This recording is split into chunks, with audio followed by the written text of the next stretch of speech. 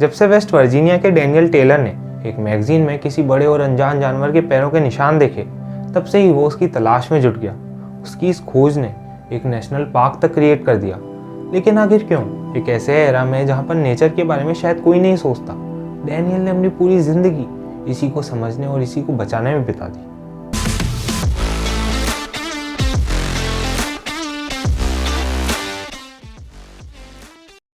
Hello everyone, कैसे सबके सब? तो यार चलो शुरुआत करते हैं इस येती की खोज की। 1951 के दौरान एक highly experience climber Eric Shipton Mount Everest पर जाने के लिए दूसरा रास्ता खोज रहे थे और तभी उन्हें फुटप्रिंट्स दिखाई दिए, जो कि दिखने में तो इंसानों के पैरों के निशानों की तरह थे, लेकिन उनसे काफी बड़े थे। एरिक ने इनकी तस्वीर ली और उसे अपने साथ लिया। एरिक की रिस्पेक्टेड इमेज के चलते हर किसी को उन पर भरोसा था कि अगर वो अपने साथ कुछ ला रहे हैं तो वो चीज़ असली ही होगी। और तभी से इस वाइल्ड मैन यानी कि येती की कहानी दुनिया भर में फैल गई। इस तस्वीर को नेपाल तिब्बत बॉर्डर पर माउंट एवरेस्ट के पश्चिम में स्थापित मेलनंग ग्लेशियर पर लिया गया था। इन निशानों के बारे में सबसे अजीब बात ये थी कि ये 13 इंच लंबे थे और इनमें एक अंगूठा भी था, जिस वजह से ये काफ़ी हद तक इंसानों के निशानों से मेल खा रहे थे। उस जगह की बर्फ काफ़ी ठोस थी, जिस वजह से ऐसा लग रहा था कि किसी ने इन निशानों को प्लास्टर ऑफ पेरिस में बनाया। नो डाउट ये तस्वीर मीडिया में काफ़ी तेज़ी से फैली। इस क्रीचर को एबोमिनेबल स्नोमैन का नाम दिया गया और इसके लिए काफ़ी सर्चेस किए गए। एक अमेरिकन ऑयलमैन टॉम स्लिक तो इसकी तलाश में न जाने कितनी जगहों पर भी गए और इवन फिर 1954 में वो 500 से भी ज़्यादा लोगों को लेकर और ब्लडहाउंड डॉग्स को लेकर 6 महीनों तक इसकी तलाश में गए, लेकिन तब भी उनके हाथ कुछ नहीं लगा। और फिर अब तो वर्ल्ड बुक एनसाइक्लोपीडिया भी येती के बारे में जानना चाहती थी। इसी वजह से उन लोगों ने एडमंड हिलेरी को अप्रोच किया। 1950 के दौरान हिलेरी को भी इन सब बातों पर यकीन था, लेकिन उनका कहना था कि उन्हें सिर्फ इस क्रीचर की ही खोज नहीं करते रहनी चाहिए, बल्कि उन्हें समझना चाहिए कि आखिर इतनी ऊंचाई और ऐसे एनवायरनमेंट में लोग रहते कैसे होंगे। हिलेरी और उनकी टीम ने 19,000 फीट की ऊंचाई पर अपने कैंप सेटअप किए और उन्होंने कई एक्सपेरिमेंट्स किए इस बात को समझने के लिए कि आखिर ह्यूमंस ऐसे एनवायरनमेंट को कैसे अडेप्ट करते होंगे। और फिर उन लोगों ने येती पर अपने बिलीव्स को अलग तरीके से आगे रखा। उन लोगों का कहना था कि येती एक इंसानी जीव है जो कि पहाड़ियों में कहीं रहता है। इस सब के बाद कहानी शुरू होती है डैनियल टेलर की। डैनियल की ग्रैंड मॉम सिंसिनाटी की रहने वाली थी। उसके ग्रैंडफादर कांसास के कॉवबॉय थे। वो दोनों कांसास के मेडिकल स्कूल में मिले और वो वर्ल्ड वॉर 1 का समय था, जब दुनिया भर के हालात बहुत बुरे थे। और इसी वजह से उन दोनों ने डिसाइड किया कि वो फ्री मेडिकल केयर देने इंडिया जाएंगे। 1914 के दौरान वो नेपाल के पश्चिम बॉर्डर से जुड़े कुमाऊं के घने जंगलों में लैंड की। फिर 1946 में टेलर के पेरेंट्स ने डिसाइड किया कि वो भी उनके साथ इंडिया शिफ्ट होंगे। और तब तक टेलर के ग्रैंड पेरेंट्स ने मसूरी की वादियों में एक खूबसूरत सा घर बना लिया था, जो कि चारों तरफ से जंगलों से घिरा था। और फिर मॉनसून के दौरान सैटरडे मैगजीन में टेलर ने येती के फुटप्रिंट्स की तस्वीर देखी। वो तब तक वो ऑलरेडी काफ़ी जानवरों के बारे में जानता था।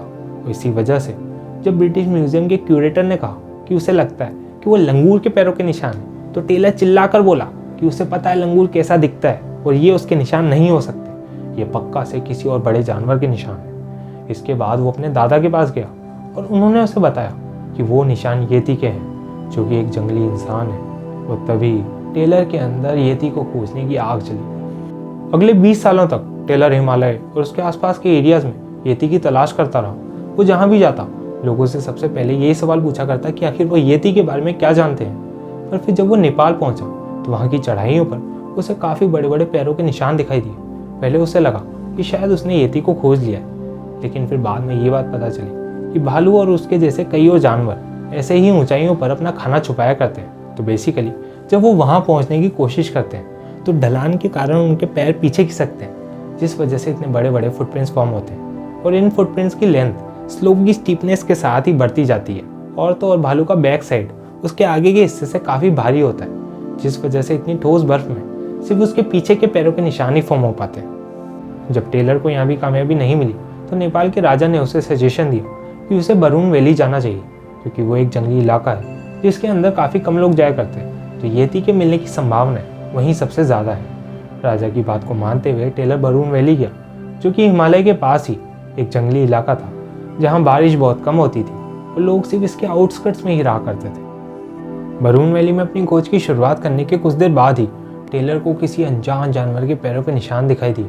उसे लगने लगा इस बार उसने येती को खोज लिया, लेकिन क्या इस बार ये सच था? टेलर ने ये निशान अपने साथ काम करने वाले शिकारी को दिखाए और उसने उससे कहा कि ये किसी पहाड़ी भालू के हो सकते हैं। टेलर ने कभी पहाड़ी भालू नहीं देखा था, तो शिकारी ने उसे बताया कि ये भालू अपनी छोटी उंगली को ज़मीन के अंदर तक घुसा सकता है ताकि वो उससे एक अपोजिंग ग्रिप बना सके। आम भालू ऐसा नहीं कर सकते, लेकिन अगर कोई पहाड़ों में सालों से रह रहा हो तो वो अपनी उस उंगली को इतना ट्रेन कर सकता है कि वो उसे एक ग्रिप बना सके, और फुटप्रिंट में उस अंगूठे का यही राज था। टेलर ने इस भालू की प्रजाति को समझने में भी 2 साल बिताए।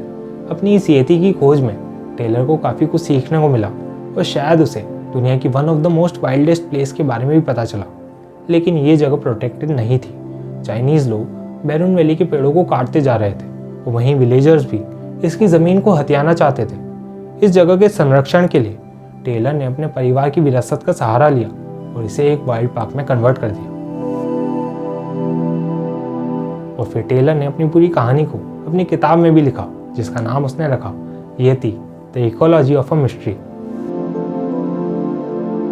फिर कुछ सालों बाद ऑक्सफोर्ड यूनिवर्सिटी के प्रोफेसर ने स्टूडेंट्स को येती से किसी भी प्रकार से रिलेटेड चीज़ें लाने को कहा। स्टूडेंट्स ने उसे काफ़ी चीज़ें लाकर दी और प्रोफेसर ने उन सबका एक एक करके डीएनए टेस्ट किया और तब सामने आया कि ज़्यादातर चीज़ें या तो भालू या फिर भेड़ और बकरियों की थी, लेकिन उनमें से 2 चीज़ों के डीएनए सैंपल्स किसी भी मौजूदा प्रजाति से मैच नहीं किए और उनका क्लोजेस्ट डीएनए रिजेम्बलेंस भी पोलर बियर से था, लेकिन डीएनए सीक्वेंस काफ़ी अलग थी। प्रोफेसर ने अपनी इस रिसर्च को पब्लिश किया और फिर वापस से दुनिया भर में येती की बातें होने लगी। लेकिन फिर कुछ पीएचडी स्टूडेंट्स ने उस सीक्वेंस को रीचेक किया और तब सामने आया कि प्रोफेसर ने अधूरी सीक्वेंस देखी थी, इसी वजह से वो किसी भी जानवर से मैच नहीं हो रही थी। तो यार यहीं खत्म करते हैं इस वीडियो को। लेकिन आपको क्या लगता है, क्या दुनिया में अभी भी कोई ऐसी प्रजाति है जिसके बारे में हम सब नहीं जानते? कमेंट सेक्शन में ज़रूर बताना। और अगर ऐसे वीडियोस और देखने तो जुड़े रहिए चैनल के साथ। Like, share and subscribe. जल्दी मिलेंगे अगली वीडियो के साथ, तब तक के लिए बाय बाय, टेक केयर।